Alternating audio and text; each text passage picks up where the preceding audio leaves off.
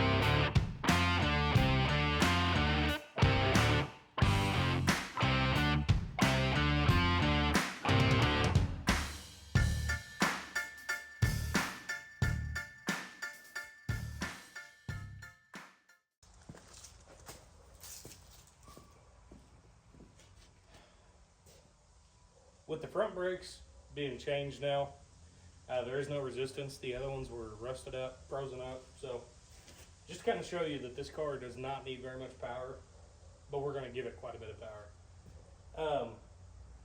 You can actually just move the car whichever way you want just by barely trying. Everything else I've had is super stupid heavy. So the power to weight ratio of this thing is going to be pretty gnarly. So, yeah. What's up, guys? New week, and we got a couple things going on here. Last week, I actually didn't put it on there, but actually, I didn't post a video at all last week. There's a lot going on, and honestly, I didn't feel like it was fair to post a video that hardly had anything on it. It was just kind of thrown together. Just kind of a big collage of just different crap that I did. And I want to be able to post a video that shows quite a bit of progress and something that makes sense to post. So last week I did get the grill mounted, and I have new calipers and everything on the front end. So whenever we get a brake pedal, we should just have to run some brake lines and have brakes. The second thing is the steering.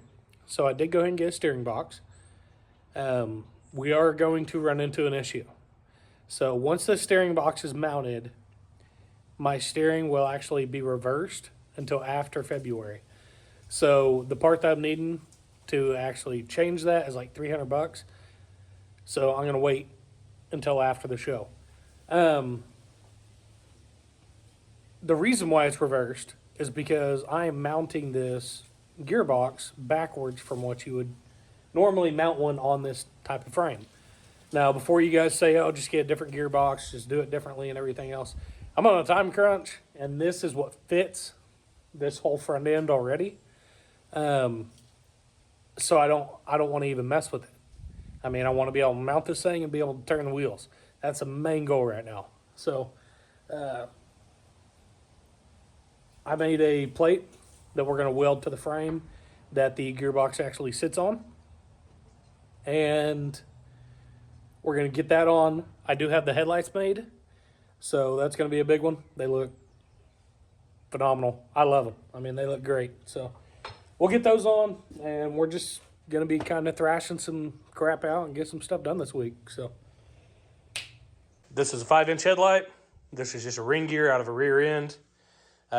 This right here is an actual sleeve out of I believe it's a D6 or a D7 dozer. And this is the piston that went inside that sleeve.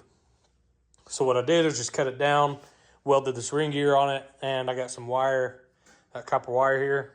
That's just sitting right there. This light fits perfectly in there, but I have this halo around the front of it, and that should actually hold the light in.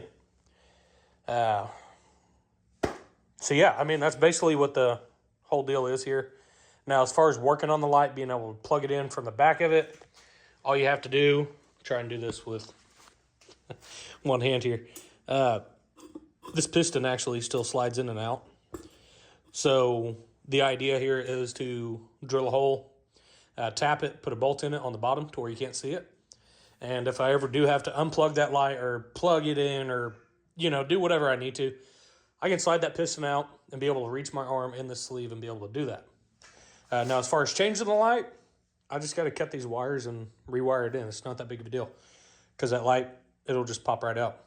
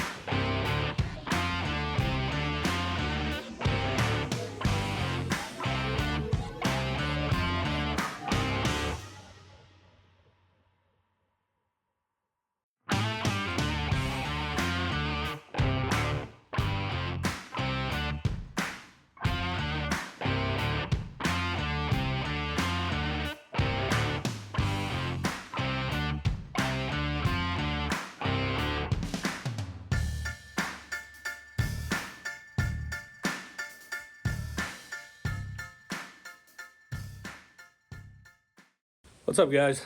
Today is Wednesday, and we're back on this thing as far as the steering wise. But the only issue is it's sitting at the end of the driveway because I was on my way to work this morning, going down the road about 4:15 in the morning, and all of a sudden I lost third and overdrive in this transmission in my daily pickup.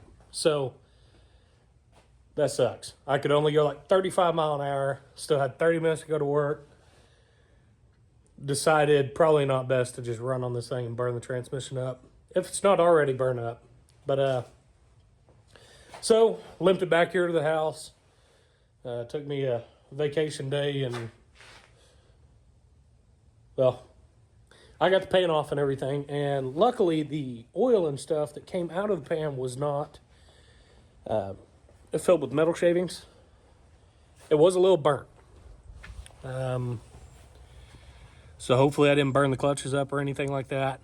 But the deal with these 4L60 transmissions is you got your A to B shift solenoids. You got the 1-2 shift and then the 2-3 shift, I believe. Or it's a 2-3 and 3-4. It's one of the two. But, or 1-2, 3-4. I couldn't tell you. Not a transmission guy. Looked at probably 3 dozen different forums this morning. Half of them said that you need transmission. The other half said change your solenoids.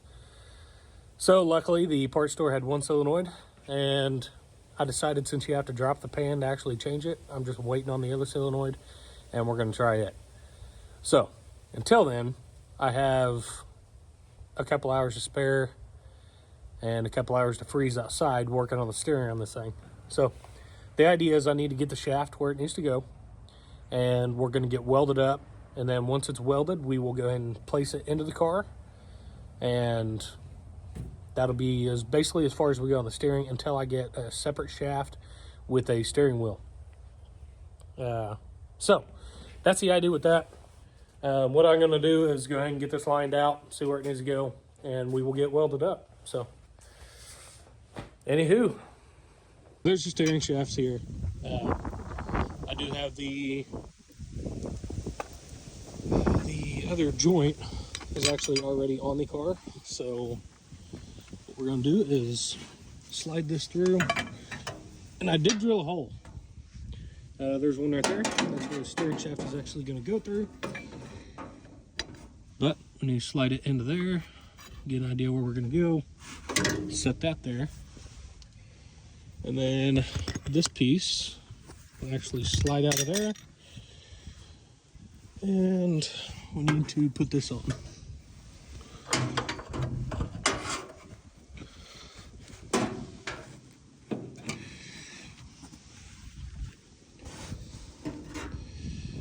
Okay.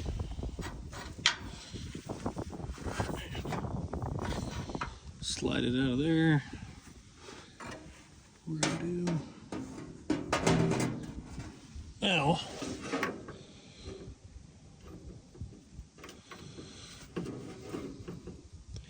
Get a good idea where that's gonna go. So now with that being the way that it is, get this door open, and there's your shaft. So, and then this piece, so it's actually a splined joint, but what I did is take a little belt sander, stuck that in the end of it, ground it down, and then also grounded the end of this down. So that will actually slide in a little bit. That's going to be welded up anyway, so it's not the big of a deal. And we lost our shaft. 1 second. Okay, now I got that shaft where it needs to go. The idea is this is actually where this is going to stop. I'm going to be able to still get in the car without the steering shaft being in the way. But right here is going to be where the rest of the steering shaft actually disconnects.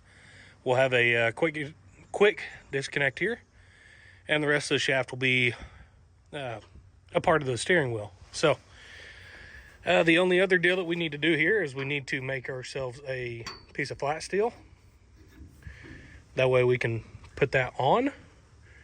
And then once that is tightened up, the steering shaft should be pretty solid. I am going to have to grind out that floorboards a little bit to keep that shaft from hitting this. So we can worry about that once this is actually mounted. I'll get this marked out where it needs to be, say right there, and then we'll just take about that section there off. That way we got plenty of free travel and none of that crap's going to be rubbing or vibrating or anything like that. So that's the idea. That's what I'm going to be working on. Okay, well, I've been in and out of the house trying to warm my hands up and stuff. I did get the pan and all that clean for whenever the parts do show up for the transmission fluid. So yeah, we're just kind of still waiting on parts on that. Got the welder drug out here because I got this welded up here. So with that being welded, I do have this on here to where that can keep it straight. Now the only issue is, in my mind, this would be stiff, but I do have a joint and a joint on that end. So with that being like that, this shaft can move whichever way it wants. So I'm gonna have to put one more of these either down there, come off the motor, or that engine mount, do something just to be able to stiffen that up. But before I do that, I have to figure out the right angle and everything for me to sit down on this thing and actually drive it where it's comfortable. So I can't actually hard mount that until I figure out what angle I want. Because if it's off here and I hard mount it down there, then the shaft will be facing whichever direction I don't want it to. So I gotta get that figured out. But while I've been in and out trying to warm up, I have done a couple things. I have the headlights wired in now, so that wiring down there is actually just laying there until I get some more loom. I actually ran out of loom here. So I did use some old copper tubing, ended up going from the grill shell support down there to square tubing, ran the wire across to the other side, and it's awesome wired in over here. So like I said, I need to get some loom, that way I can run that along that frame rail and keep it all clean. But I'm gonna go ahead and flip the battery switch, and we're gonna see if we have some juice. Get down here and get to my circuit breaker.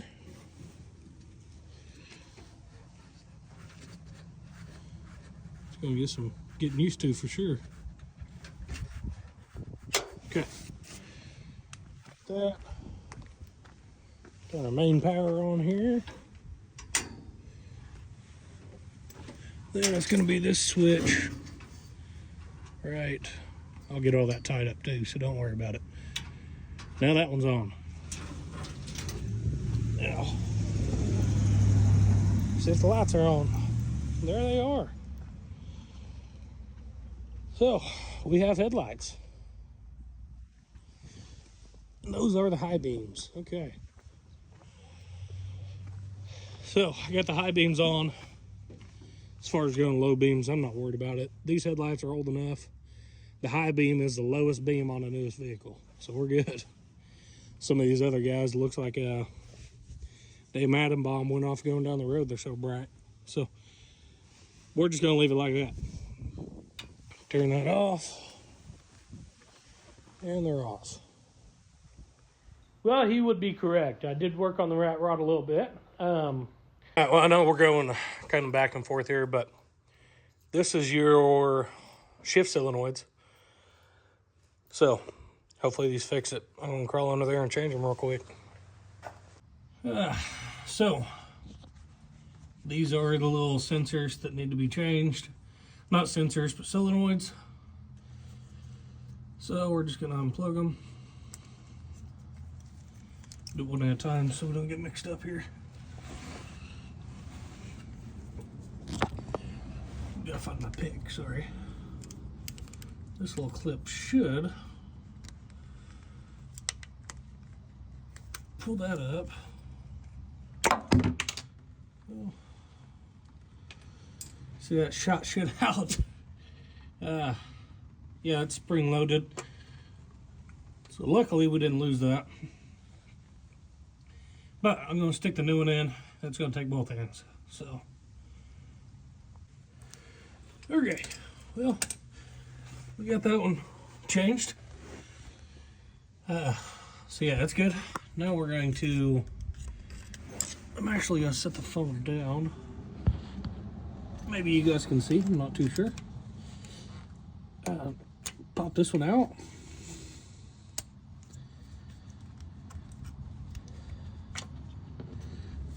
Oh yeah, okay.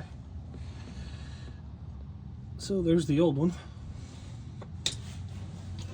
So I'll put the other new one in.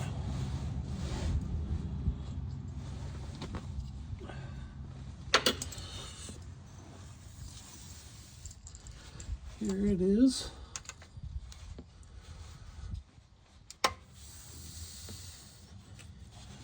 You just got this little clip here that actually holds this in.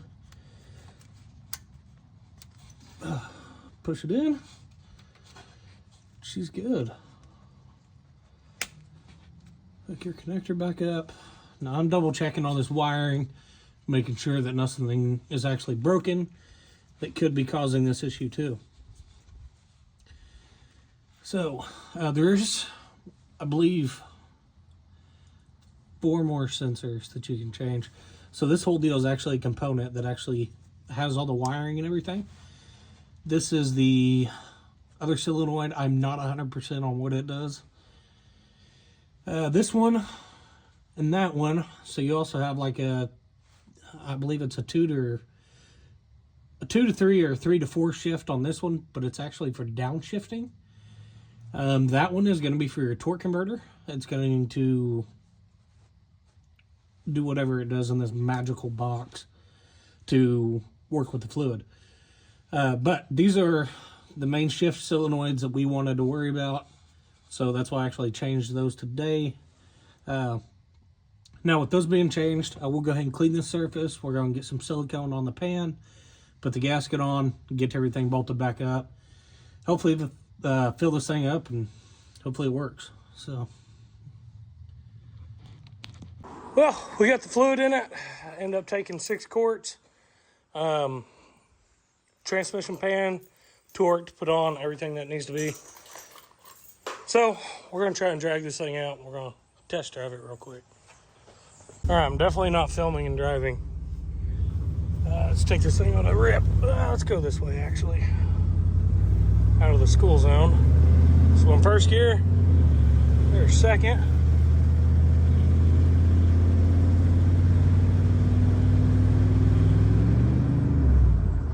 Transmission is cooked. Did the same shit.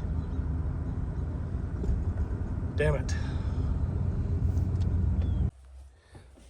What's going on, guys? We are doing a couple things today. Being Thursday, almost the end of the week, we're going to be pretty busy all weekend. So I need to get done what I need to get done today. As far as the truck, needs transmission. We're just gonna probably end up taking it out. If I can find one, great. If not, we'll just rebuild it. But so we're just kind of putting it around until then. As far as this engine needs to come out today. So I gotta get this thing out, and that way we can get the flywheel off, everything off that I had on it, and we're going to be putting that onto the other engine whenever it gets here. So yeah, so I'm going to get busy. We're going to set the camera up. We will start knocking this thing out. So yeah.